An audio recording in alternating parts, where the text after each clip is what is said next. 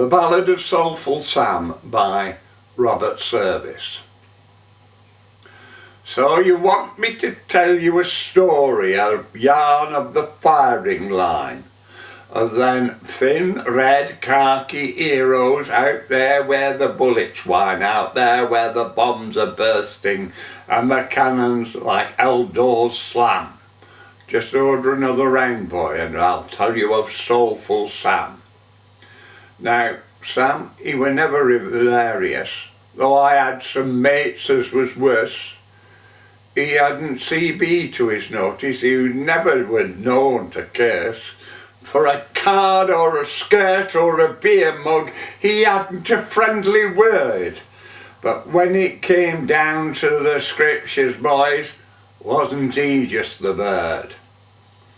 He allers had tracts in his pocket, the which he would ace to present, and though some folk reckoned to use them in a way they never was meant, I used to read 'em religious, and often I'd been impressed by some of them bundles of holy dope as he carried around in his vest.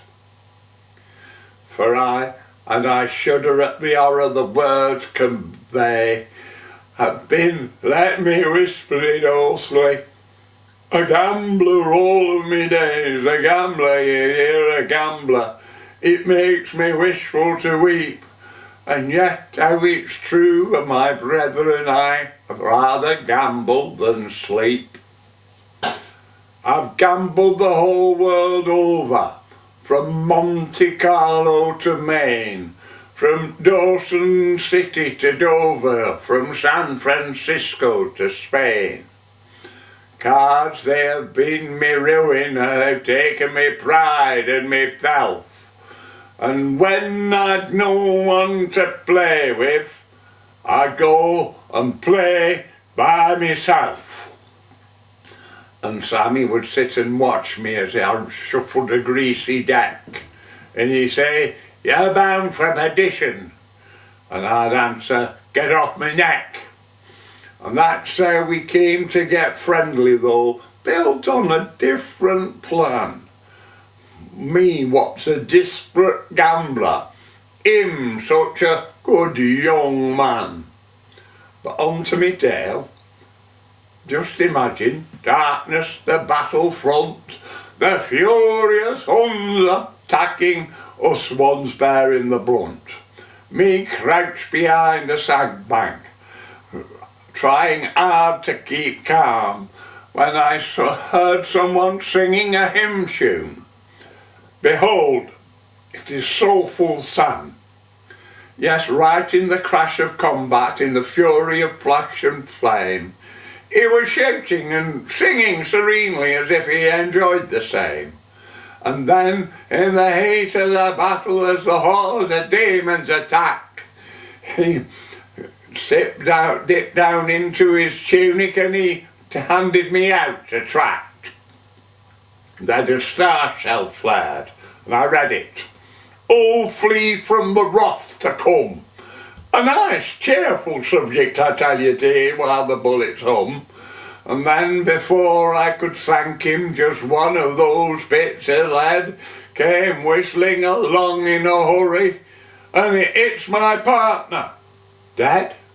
No, sirree, not by a long time, though it plugged him hard on the chest just where he'd tracked for an army corps stowed away in his vest. On that mission of death, that bullet hustled along, and it gave a hole in the tracks to his side, boys.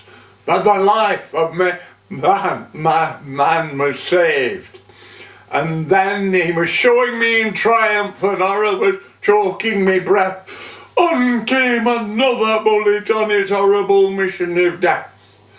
On through the night it cavorted, seeking its haven of rest, and it zipped through a crack in the sandbanks, and it wallops me hard on the breast.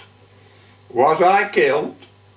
Oh no, boys, why am I sitting here, gazing in mournful vision with a mug long plenty of beer, with a voice as dry as, oh thank him, I wouldn't mind much if I do. Beer with a dash of Hollands, that's my particular brew. Yes, that were a terrible moment. It hammered me hard o'er the heart. It pulled me down like a ninepin, and I looked for the gore to start. And I thought in a flash of a moment, in that thunder of hate and strife, my wretched past like a gambler, and the sins of a gambler's life. For I had no tracts to save me, to thought that mad missile's doom. I had no pious pamphlets to help me cheat the tomb. I had no holy leaflets to battle a bullet's aim. I'd only a deck of cards, boys, and it seemed to do just the same.